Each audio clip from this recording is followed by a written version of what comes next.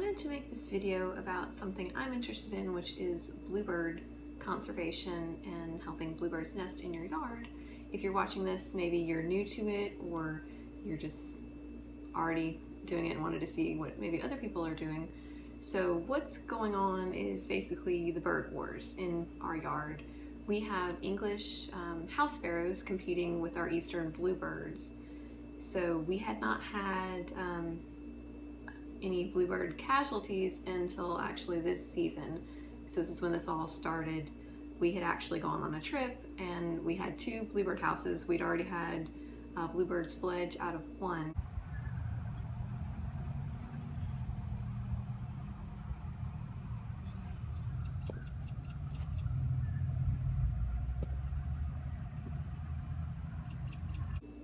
I knew after that that sparrows had come in and were competing with them as far as for the nest boxes to rebuild. But we had to go on a trip, we were gone for a week, and when we got back, both of our bluebird houses had house sparrows. And they had the nest built, they were on eggs, so what I did is I just threw out both house sparrow nests, and what that led to, I guess, was they were more possessive of the boxes because they'd already gotten to the point of having eggs, and they actually ended up killing one of our male bluebirds who tried to rebuild his nest in the box that I had removed the house sparrow nest from. So that's kind of how this all started, and I thought I would make a video kind of showing how how I've dealt with it.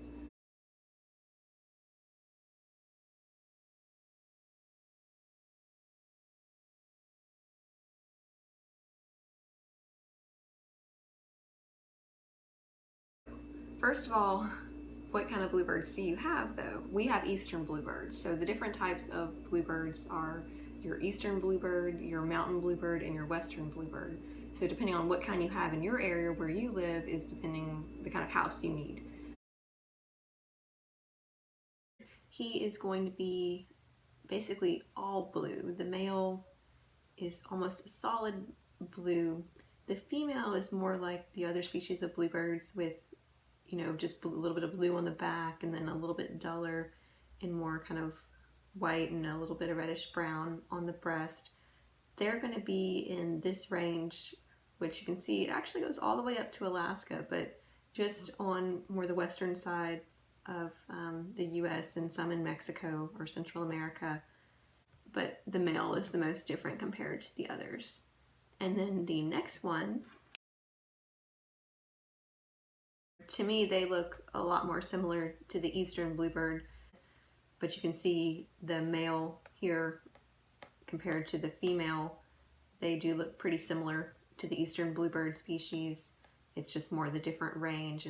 And here's the western bluebird range. So you can see if you live in any of these areas, this is actually the kind of nest box you would want to get. You would want to make sure that it was the right hole size for western bluebird and not get an eastern bluebird box for yours.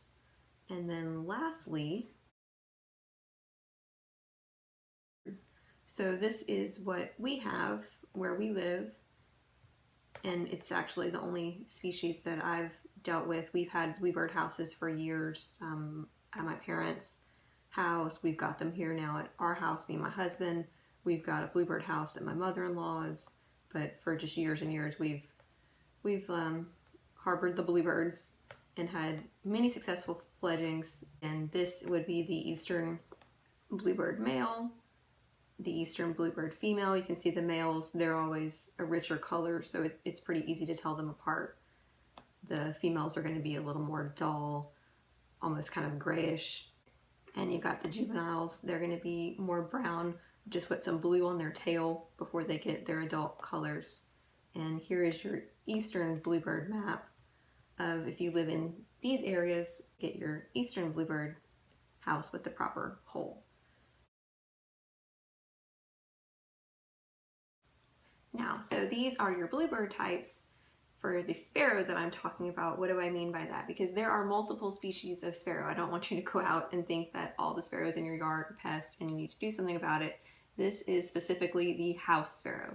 It is invasive. It was introduced into basically everywhere. I'll show you a map here shortly. You can see it's basically ubiquitous of the whole world now. Anywhere where there is possibly habitat for a bird to survive, it's pretty much the house sparrow is going to live there.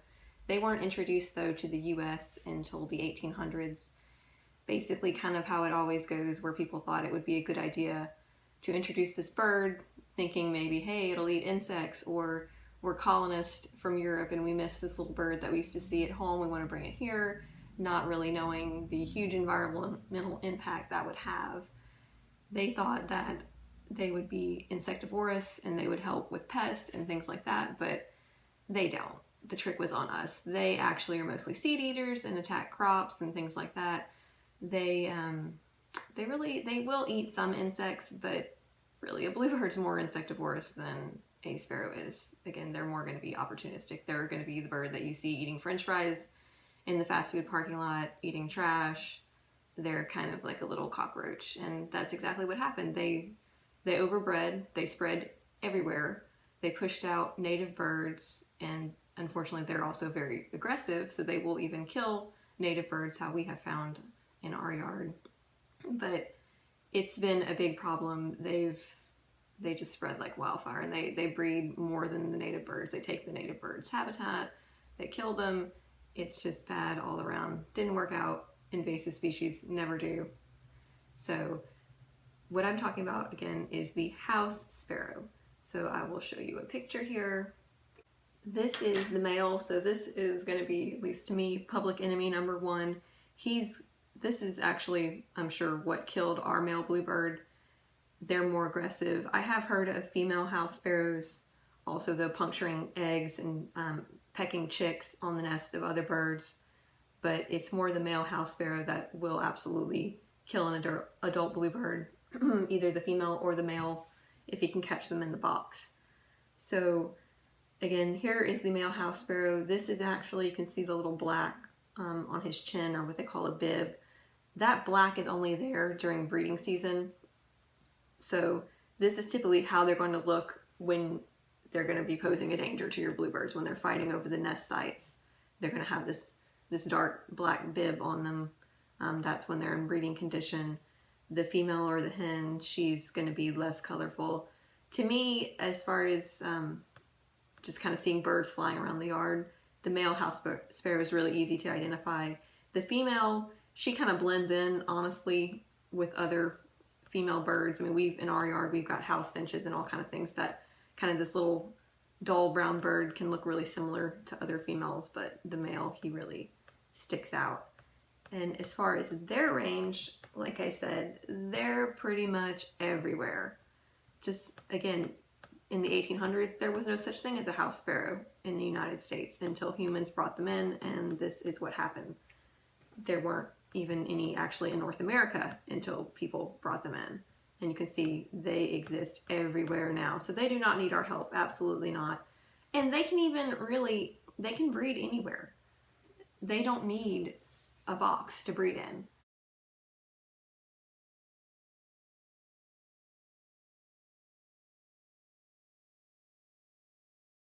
But if you offer one, I think it's easier. So they take it, and then the birds like bluebirds or chickadees or wrens or what's called a cavity nester, that actually, they have to have a hole to breed in or some kind of enclosed space. That's what they look for in the wild, and if they can't find it, they're not going to breed. So we actually really help them by offering these boxes, and bluebird populations have increased because of people putting bluebird boxes in their yard. So it is a good thing to do. We are helping, but the problem is if you just put a box out in your yard and you don't monitor it, you're potentially just letting house sparrows breed, because they will take over, they will push the other birds out, and that's all you'll have. So it is a responsibility. It's great, it's rewarding. It's really cool to see the bluebirds lay their eggs, have the babies hatch, see the babies grow, see them fledge. You'll, even for a few weeks sometimes, you'll see the babies flying around with their parents. Sometimes they stay with them a little while. You see these families basically growing up in your yard, and it's really cool. But don't do this if you're not going to monitor the house, because then you're just going to let sparrows breed, and it's going to be a big problem. So this is kind of what I wanted to talk about, and what I wanted to teach people a little bit about. and especially what's going on in our yard.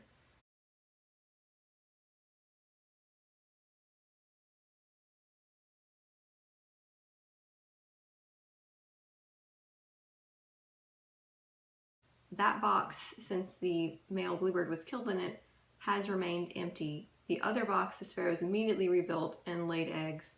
So what we have done since the male house sparrow of the one box had already killed a bluebird, we decided to go ahead and trap him and remove him from the situation, from the yard.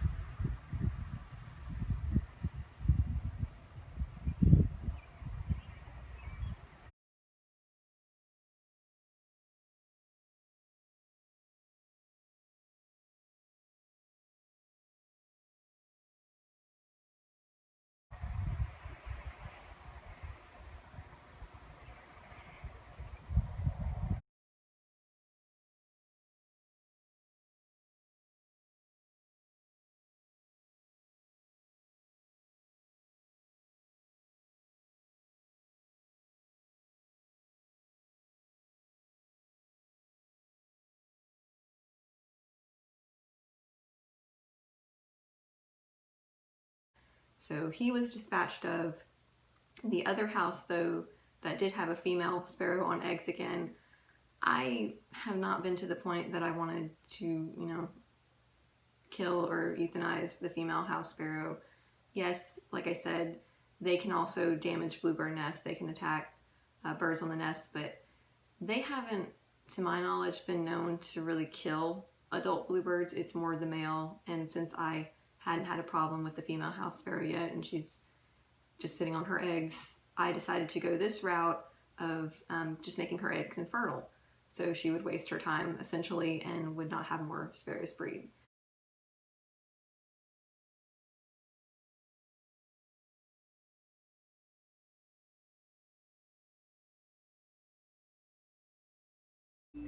They're basically kind of an off-white, but with lots of brown speckles on them, for camouflage. And for size reference, here is a quarter and the egg, or maybe put it here. So all I'm going to do, if I can get it to stay still, is I'm going to take it and make a mark here on the bottom of the egg, on the large side. I just want to make it really clear in case she throws this out and decides to lay any more eggs, that I know which ones are infertile and which are not.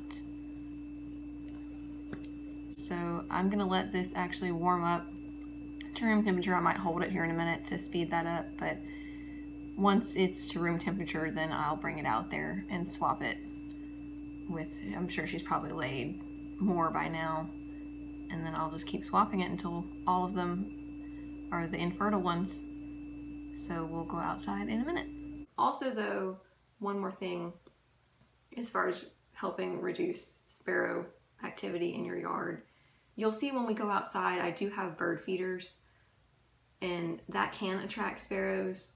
I specifically use a seed though that is mostly sunflower seed and safflower. That's not as appeasing or enticing to them. I haven't myself really seen house sparrows at the feeders. They're in the yard. Obviously I do see them. Again, this is the whole problem, them competing with the nest boxes, but I haven't seen them at the feeders really. Our feeders are more house finches, chickadees, tufted titmouse, cardinal, things like that, that woodpecker that don't compete with the bluebirds aren't a problem. I mean, chickadees will compete with bluebirds for nest boxes, but not in this violent way that the sparrows do. They don't kill each other, destroy each other's nests. It's just kind of whoever can claim the box first. So if you get a chickadee nest, that's fine. They're native. It's illegal to disturb the nest or harm the nest of a native bird. House sparrow, again, though, if it's invasive, you can do whatever you want with them. It's actually better if you do get rid of them. Before we go out to the box that does have the active sparrow nest, I wanted to show you our other box over here. We've got a robin trying to drink actually right now, I think, from the bird bath there. I'll let him get his drink. And he's just going to sit, and there he goes. Looks like Jade might come with us here. Come on, girl, you can come with us. And this actually is the box, unfortunately, that the male house sparrow killed our male bluebird. So it was actually only a few days ago that I had to take the male bluebird out of here.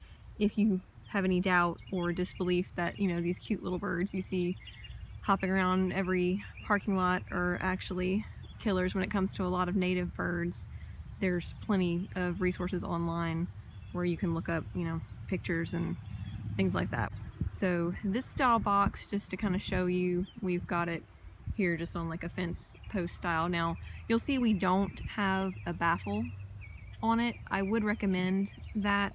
These actually are our first season with these boxes in this location, so we didn't get the baffles on yet. We haven't had any problems with predators besides the house sparrows, but it is a better idea to put like a stove type baffle on this pole to keep snakes out. Try to keep them away from easy locations that a snake could reach the box. Because of the high fencing that we have, we really don't have problems with raccoons and things like that. And our dogs, who patrol the yard pretty regularly, keep most things like that out of the yard. This style, it's called the Ultimate Bluebird House. And I really like this one. I mean, every style of bluebird house is gonna have its pros and cons. This one, it opens from both sides. And it's got, if you could tell on the other side, it's actually plexiglass. So that would be your viewing side when there was an active nest. And it's got, I'm not sure what you call this, but this little platform, basically the idea of that is it keeps the nest elevated.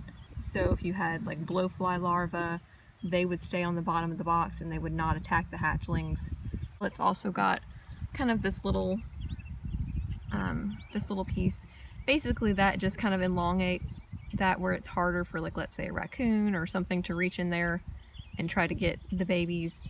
It's also got this metal guard on the front there, again for more like a predator, where it make it harder for them to chew, the opening larger to get in. So when it's closed, it's got kind of this air gap there for venting, which would help in the heat in the summer, kind of get a cross draft through there and ventilate the house a little better.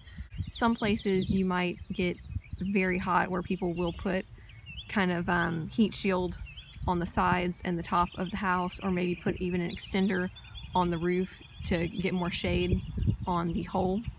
In the winter, sometimes they may try to overnight in bad weather in the winter, where you would want to kind of cover these vent holes to help, you know, insulate them from the cold. The brand is Songbird Essentials, so if I can find a link to them, I'll put that in the video description if anyone was interested.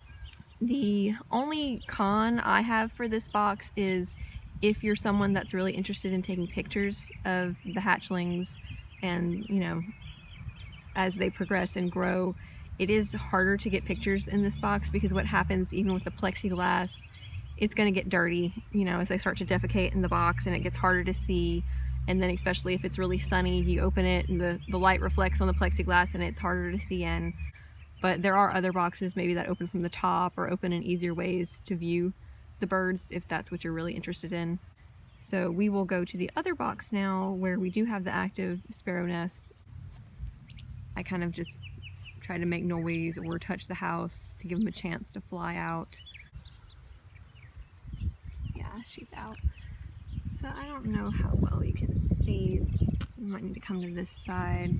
The way a house sparrow nest looks. So they're very messy. They will make almost, basically they'll take grass, twigs, trash, a lot of times we'll see like cellophane wrappers, anything they could use, while a bluebird nest is typically grass only. Much more like you would expect a bird nest to look. It's neater, like a little grass bowl all the sparrows, they tend to build to the very top of the box, just kind of looking like no rhyme or reason, just whatever they could stick in there. And they basically make like just one little tunnel to sit in this. When you see this, you want to do something. Go to cialis.org, research. There's tons of methods, either capturing the adults, removing the nest, making the eggs infertile. I'll go to the other side, I'll remove whatever eggs she has laid since the last time I checked this box, and I will put the infertile egg that I refrigerated overnight back into the box. And again, I did make sure it was up to room temperature. It makes it less likely for her to reject it and immediately throw it out, because they are pretty smart. They know when something's off, something's not right.